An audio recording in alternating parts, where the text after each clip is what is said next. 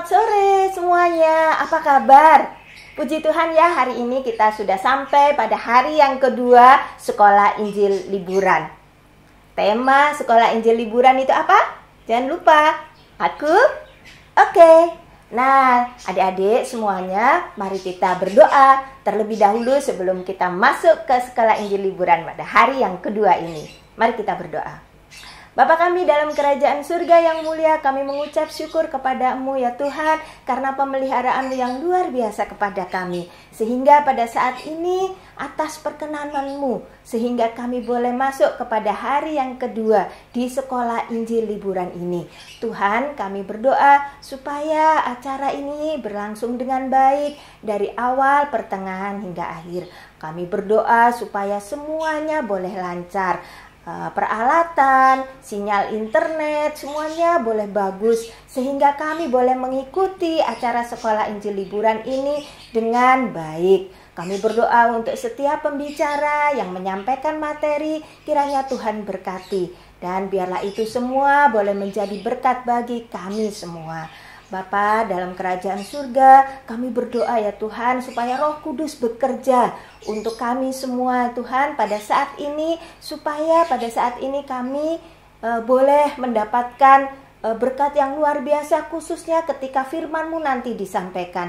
Kami berdoa supaya ada di antara kami Tuhan yang mungkin belum menerima Engkau menjadi Tuhan dan Juru Selamat kami. Ya Tuhan, kiranya Engkau akan menggerakkan hati kami supaya kami boleh menerima Engkau Tuhan Yesus sebagai Tuhan dan Juru Selamat kami yang hidup. Terima kasih Tuhan, Engkau pimpin acara kami. Dalam nama Tuhan kami Yesus Kristus, kami berdoa dan mengucap syukur. Haleluya, amin. Nah adik-adik, kalau kemarin kita sudah menyanyi lagu tema dipimpin oleh kakak-kakak dari STT Baptis Medan, maka sekarang kita akan menyanyi lagu tema kembali dipimpin atau bersama-sama dengan kakak-kakak dari STT Baptis Jakarta. Silakan. Halo adik-adik, ketemu lagi di SIL 2020 di hari yang kedua. Saat ini kita mau nyanyi lagu tema bareng-bareng. Aku oke, kita semua oke.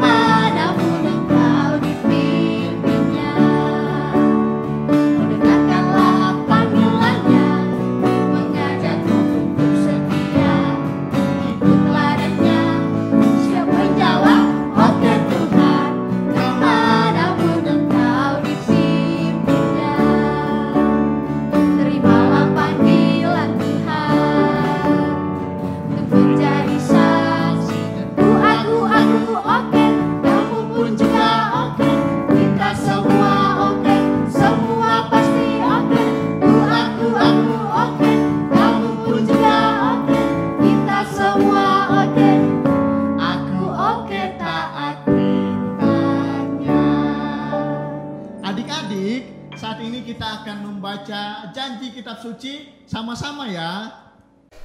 Saya berjanji tetap setia kepada kitab suci, firman Allah, dan akan menjadikannya sebagai pelita bagi kaki saya dan terang bagi jalan saya, dan firman-Nya akan saya simpan di dalam hati saya, supaya janganlah saya berdosa terhadap Tuhan.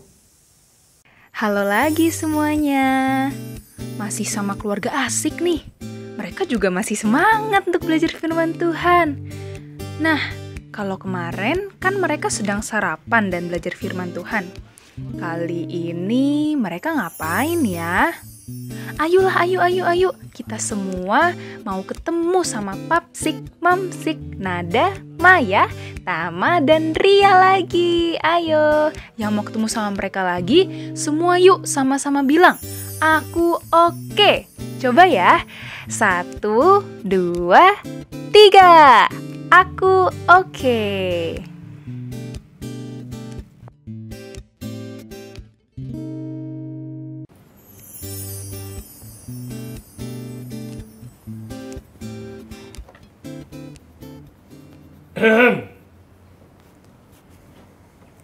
Kalau Papsik lihat nih ya, kalian tuh semuanya kayaknya sibuk sendiri-sendiri. Papsik yakin nih, kalau sekarang Papsik hilang, kalian tuh nggak ada yang tahu loh. Wow, Papsik bisa aja. Papsik kan badannya gede, ya kali nggak kelihatan. Udah mulai berani ya ledek-ledekin Papsik ya, awas lo ya. Sudah. Makanya jangan sibuk sendiri-sendiri. Dan kelihatannya Papsik itu mau ngomong sesuatu dengan kalian. Emangnya mau ngomongin apa sih? Iya, Papsik mau ngomong apa sih? Ganggu aku sama Tama warnain aja. Sabar anak-anak. Memangnya kalian nggak mau nih belajar firman Tuhan? Mau. Sebentar, sebelum Papsik bercerita tentang Alkitab. Memangnya kalian masih ingat cerita Alkitab yang kemarin? Kemarin aku belajar dari Timotius yang giat belajar firman Tuhan, yang mau menerima tugas dari Tuhan, dan dia bisa menambahkan prestasinya yang baik dalam pelayanannya. Wah Maya, ingatanmu luar biasa.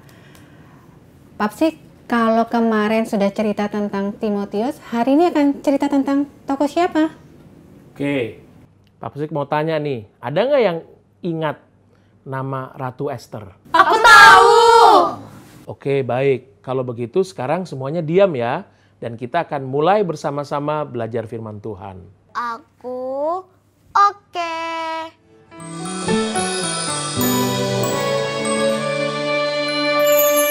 Hai, selamat sore adik-adik.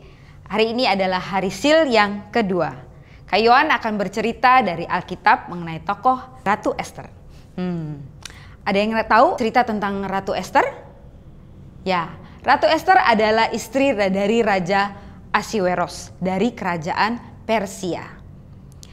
Sebelum Ratu Esther terpilih menjadi seorang ratu, dia adalah gadis biasa. Tapi Tuhan memberikan dia kecantikan dan sepupunya Mordekai menolong dia untuk terpilih menjadi ratu dari kerajaan Persia ini. Terpilihlah Esther menjadi seorang ratu. Menjadi ratu Persia tidak membuat dia menjadi seorang yang sombong.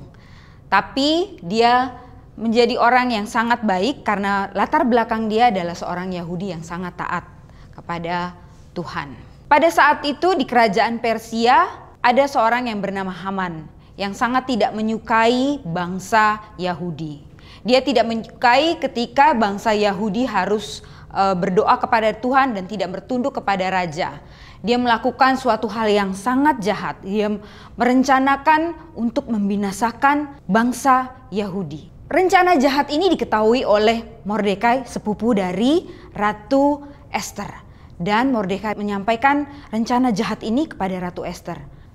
Ratu Esther mengetahui rencana jahat dari Haman ini dan dia mulai mencoba untuk menolong bangsa Yahudi. Dan satu-satunya cara Ratu Esther menolong bangsa Yahudi, dia harus bertemu dan menghadap kepada Raja Ahasweros. Tetapi tidak mudah bagi Ester untuk bertemu dan berbicara kepada Raja Ahasweros. Raja mempunyai peraturan bahwa siapa yang harus menghadap dia harus sesuai dengan perintah dari raja. Dan tidak mungkin tiba-tiba Ratu Ester menghadap ke raja. Lalu Ratu Ester mempunyai rencana tersendiri. Ratu Ester mulai merencanakan untuk bertemu dengan Raja Ahasweros. Dia mulai berdandan dengan cantik untuk bertemu dengan raja. Tapi tidak hanya itu saja. Ratu Ester meminta tolong kepada bangsa Yahudi untuk mendoakan dia. Bahkan berpuasa untuk Ratu Ester. Untuk Ratu Ester mempunyai keberanian menghadap Raja Ahasweros. Karena jika raja tidak berkenan, maka ada hukuman bagi Ratu Ester. Dan Ester sangat takut untuk hal itu.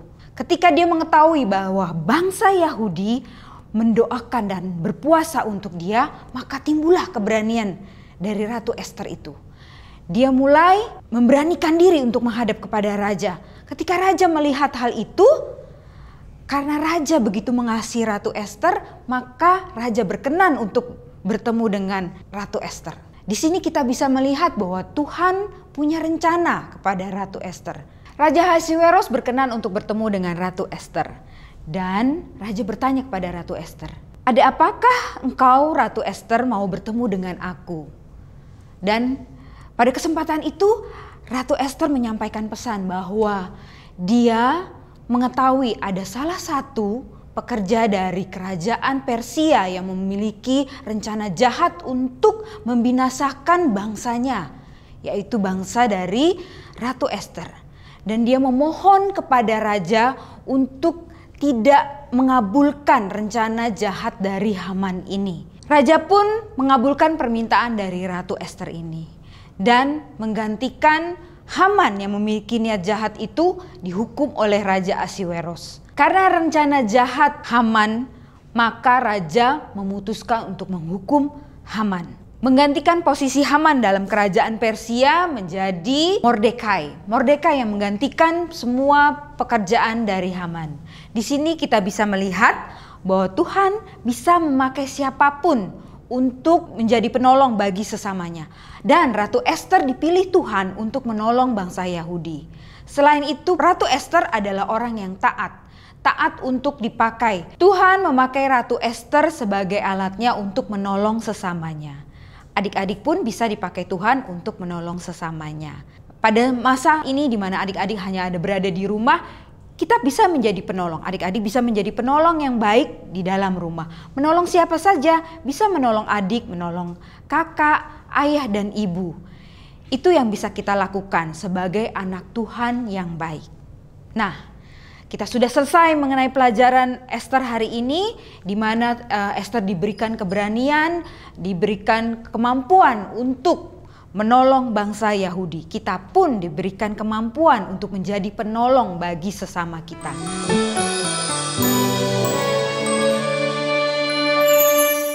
Kita akan masuk dalam ayat hafalan saat ini. Kita ambil dari Galatia 6 ayat 2. Bertolong-tolonglah menanggung bebanmu, demikian kamu memenuhi hukum Kristus. Kita ulang sekali lagi ya.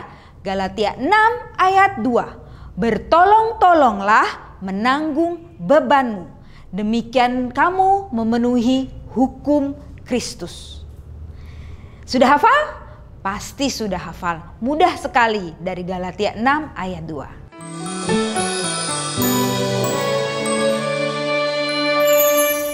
Shalom teman-teman, masih bersama dengan kakak-kakak di Sil Asik 2020. Aku oke. Sekarang kita mau naikkan pujian, tanganku ke depan. Kakak ajak semuanya bangkit berdiri dan ikutin gerakan kakak ya.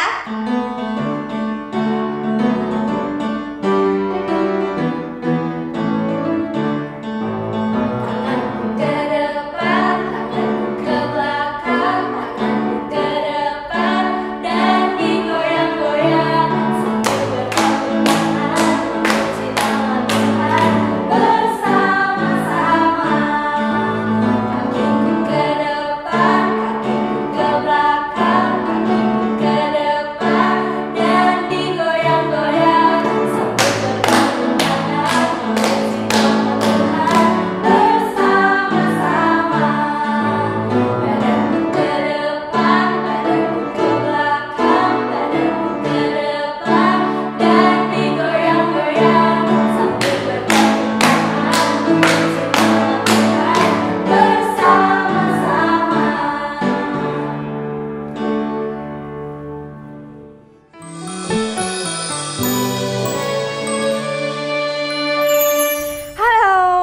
lagi bersama Kak Gloria dalam cerita teladan.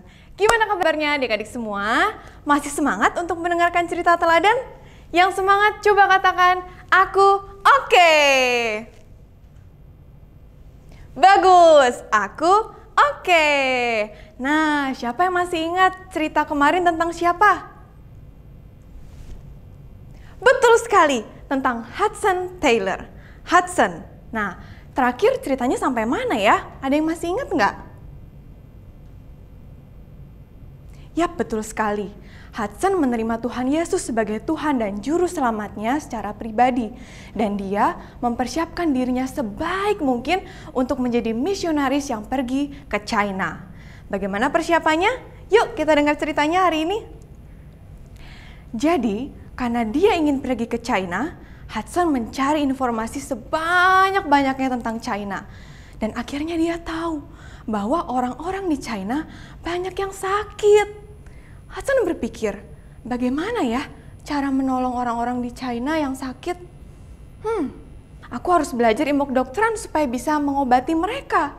Beberapa hari kemudian, Hudson mendapatkan kabar bahwa ada satu orang dokter bedah yang hebat bernama Dr. Hardy yang mencari asisten dokter. Hudson sangat bersemangat dan dia segera pergi menuju Dr. Hardy dan dia berkata, "Dokter, aku mau menjadi asisten dokter." Akhirnya Hudson pun bekerja di bawah Dr. Hardy dan dia belajar sangat banyak tentang ilmu kedokteran. Sayangnya, Dr. Hardy punya satu kelemahan, yaitu dia pelupa. Dia sering lupa membayar gaji untuk Hudson. Pernah suatu ketika, Hudson hanya memiliki sisa uang yang sangat sedikit. Hanya cukup untuk makan siang sampai esok harinya. Akhirnya dia pun pulang. Tiba-tiba ada seorang pria yang menggait tangannya dan berkata kepada Hudson, Bapak Hudson, tolong saya. Ayo ikut ke rumah saya, istri saya sedang sakit keras. Tolong saya, Pak Hudson." Karena merasa kasihan, akhirnya Hudson pun ikut ke rumah pria tersebut. Dan benar, istrinya sedang terbaring sakit di tempat tidur, tidak berdaya. Dan ternyata mereka pun adalah keluarga yang sangat miskin. Akhirnya Hudson mendoakan keluarga tersebut. Ketika dia berdoa, dia teringat, bagaimana Tuhan bisa menolong mereka kalau aku saja tidak punya kerinduan untuk menolong mereka. Dia pun teringat akan uang sakunya yang tinggal sedikit itu.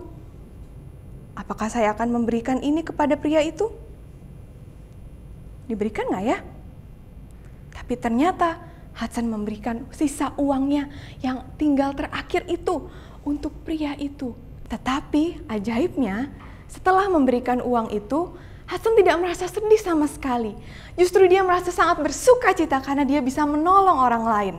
Dan keesokan harinya, dia menerima sebuah surat.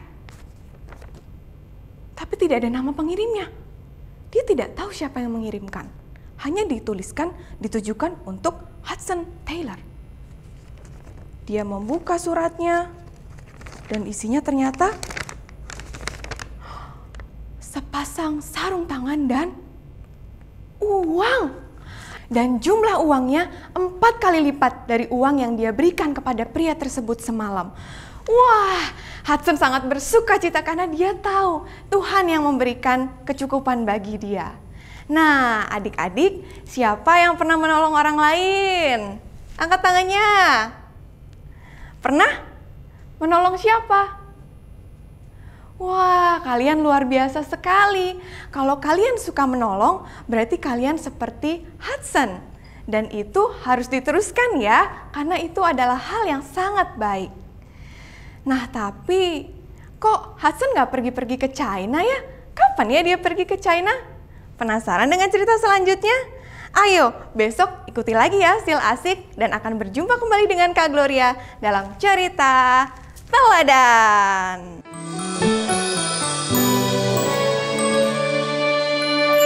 Halo lagi semuanya. Nah, kita ketemu lagi di Karya Asik hari kedua. Hari ini kita akan lanjutkan karya asik yang kemarin ya. Kita hari ini akan membungkus dengan kertas kado pada kotak yang berukuran besar. Jadi, siapkan kotak yang besar yang sudah dipotong dan kertas kadonya.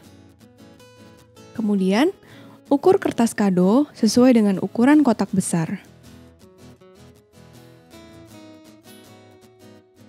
Setelah diukur, adik-adik boleh melipat kertas kadonya sebagai penanda atau menggunakan pensil. Setelah itu, potonglah kertas kado pada bagian yang sudah dilipat atau yang sudah ditandai.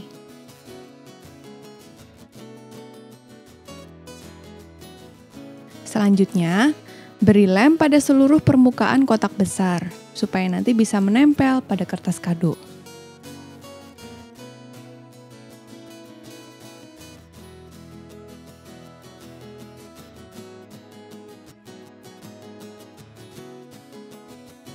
Setelah itu, tempelkan kertas kado pada seluruh permukaan kotak besar.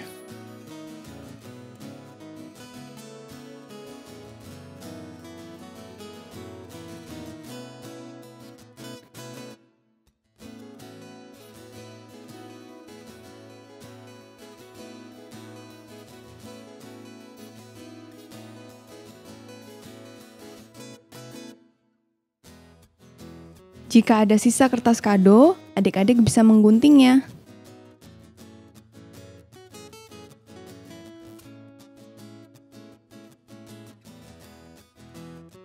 Setelah itu, bagian bawah kertas kado yang ada di bagian bawah kotak, teman-teman bisa lipat dan menempelkan.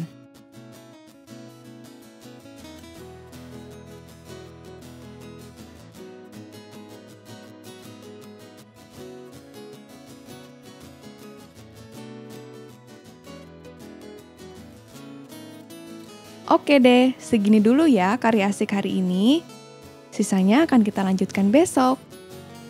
Sampai jumpa.